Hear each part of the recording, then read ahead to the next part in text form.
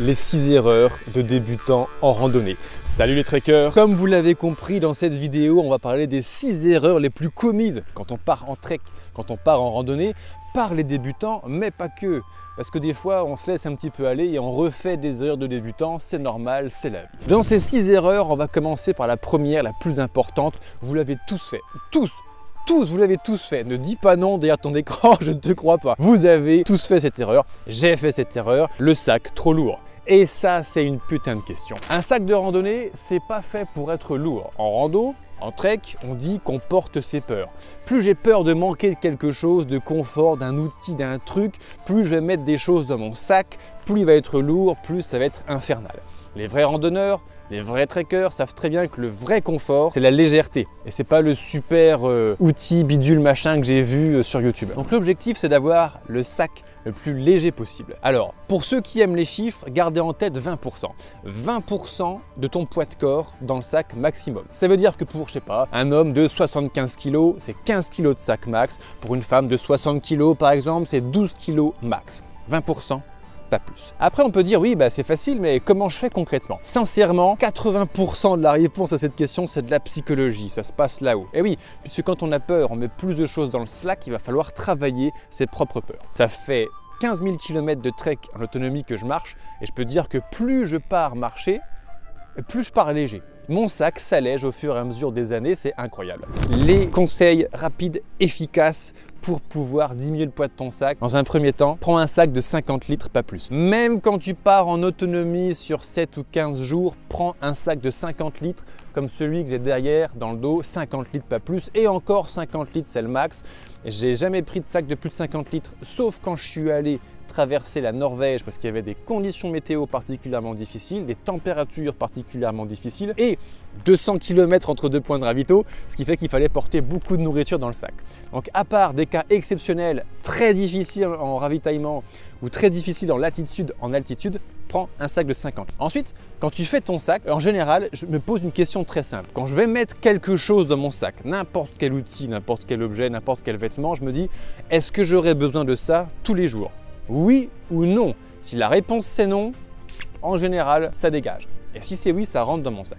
Alors évidemment, le trek, notamment le trek en montagne, il faut pouvoir assurer sa sécurité, donc il faut partir léger et en sécurité. Bien sûr, mais de manière générale, tu vas trop en mettre. Est-ce que tu as besoin de 7 caleçons, de 7 culottes, de 7 t-shirts, de...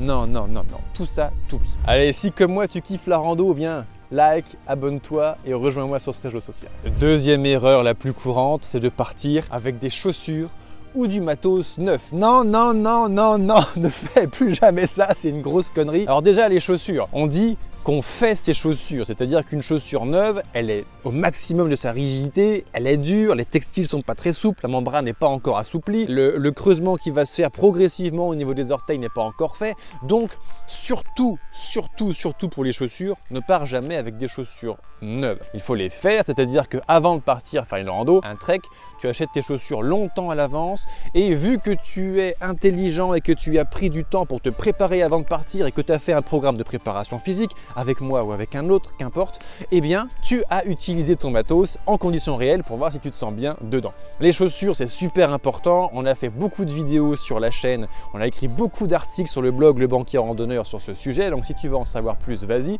En attendant, ne pars jamais avec des chaussures neuves et avec du matos neuf. Petite anecdote, il y a quelques années, en 2019, j'avais été pris par le temps, j'ai fait l'erreur, c'était la première et la dernière fois de ma vie que je faisais ça, j'ai fait l'erreur de partir avec un sac neuf. Et en l'occurrence, ce sac était nul. Je n'ai fait une vidéo il n'y a pas longtemps, c'était le Trek 50+10 de chez Forclaz. Et je l'ai payé très cher, je me suis fait mal au cervical, mal à la clavicule, mal au ventre, une catastrophe intégrale. Donc ne pars jamais avec du matos neuf. C'est la même histoire pour la tente. Tu fais pas ton premier bivouac, tu pars faire ton GR20. Tu n'arrives pas au bout de ta vie le soir du premier jour avec une tente que tu n'as jamais montée de ta vie. Ah la sardine elle est où et comment on met les tondeurs? Non, il faut maîtriser son matos. Donc quand on part, on a acheté des chaussures longtemps à l'avance, on a fait la chaussure à notre pied, on a du matos dans le sac qu'on maîtrise et du bon matos, ou du moins du matos qu'on kiffe, et comme ça tout se passe bien une fois qu'on est lancé sur les sentiers. Troisième erreur la plus courante, le réglage du sac à dos. Mais combien de randonneurs, de randonneuses, de trekkers, de pèlerins est-ce que j'ai vu sur les sentiers avec un sac à dos mal réglé?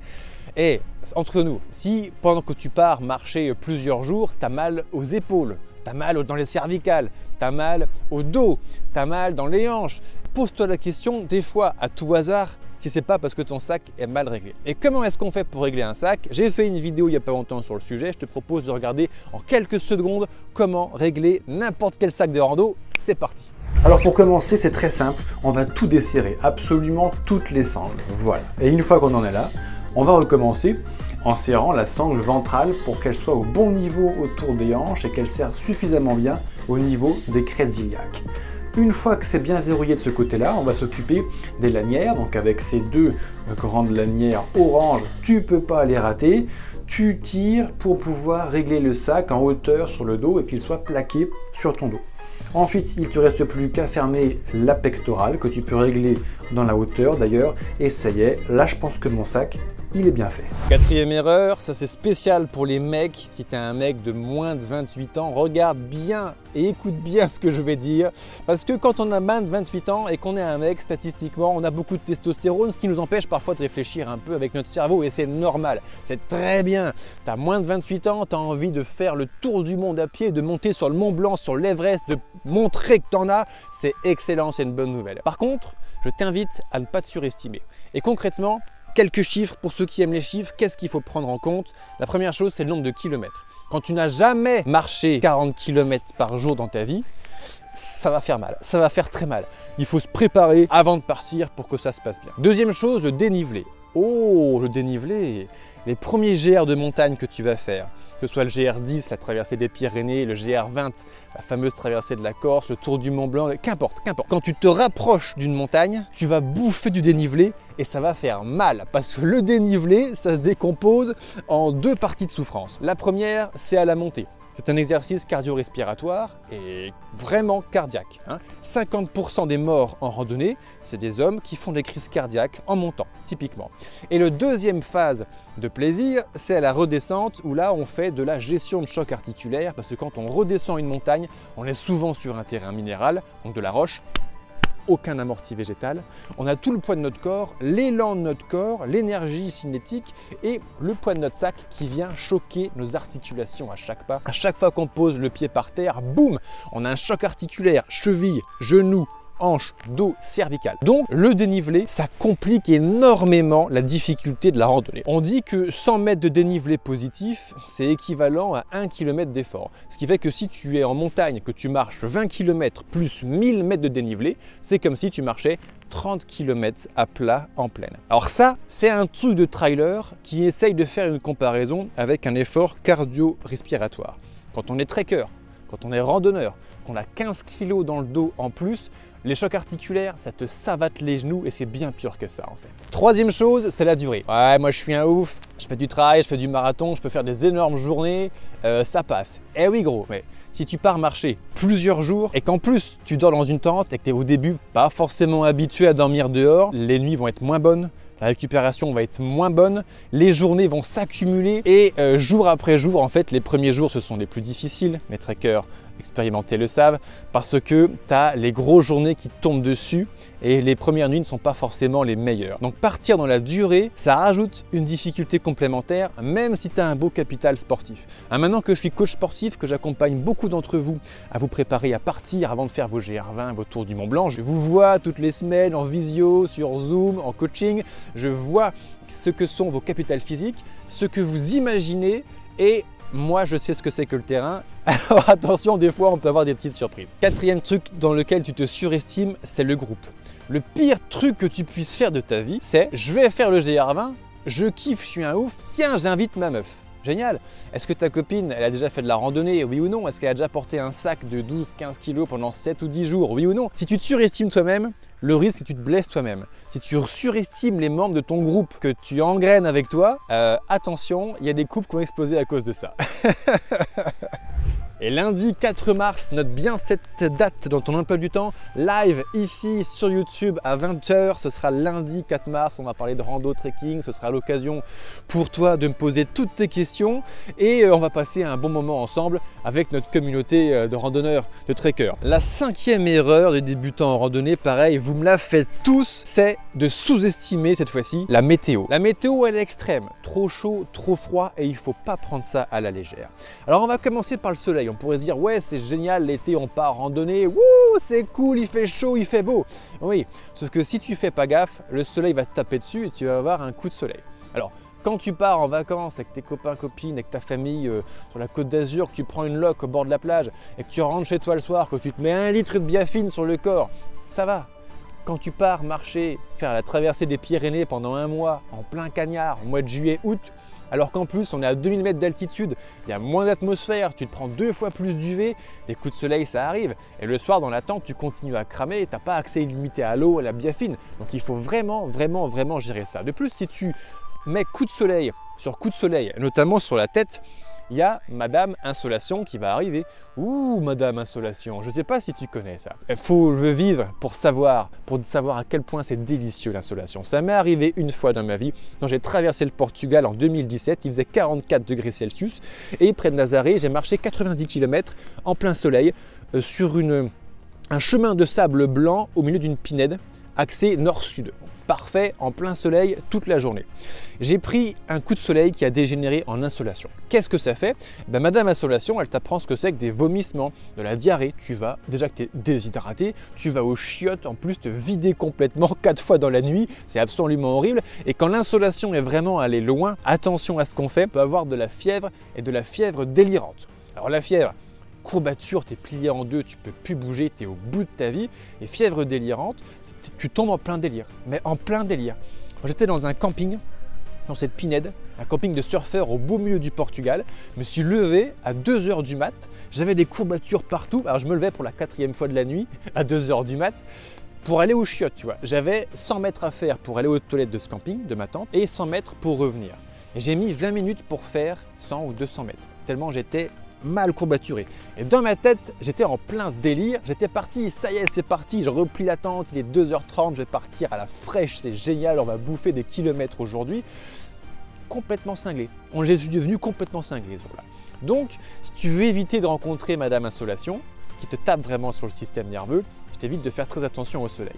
Et, alors je ne veux pas être rabat-joie, mais attention à Monsieur Cancer. Les UV, ça fait vraiment mal. Le cancer de la peau, c'est une réalité. Donc, protège bien ta peau. Donc pour moi, c'est toujours chapeau le plus large bord possible l'été pour bien protéger. La casquette, ça suffit pas, c'est de la merde. C'est t-shirt manche longue maintenant systématiquement pour me protéger un maximum des UV. La deuxième extrême de la météo, c'est le mauvais temps, le froid. J'ai poussé l'expérience un peu loin en allant traverser la Norvège en 2019, l'été qui était l'été le plus pourri depuis 1870. Pendant 15 jours, il a fait entre 0 et 8 degrés en pleuvant et en neigeant tous les jours avec du vent du nord de ouf, ce qui faisait de la température négative en termes de ressenti. Évidemment, on ne va pas tous être confrontés à un climat aussi violent, mais il ne faut pas oublier que beaucoup de nos GR, ils sont en montagne, on kiffe marcher dans la montagne et c'est super. Même en juillet-août, la gelée blanche ou même un coup de -10 ou même de la neige, ça existe. Quand j'ai fait mon GR 10 en 2017, il a fait -11 degrés sur la HRP à 2005 d'altitude.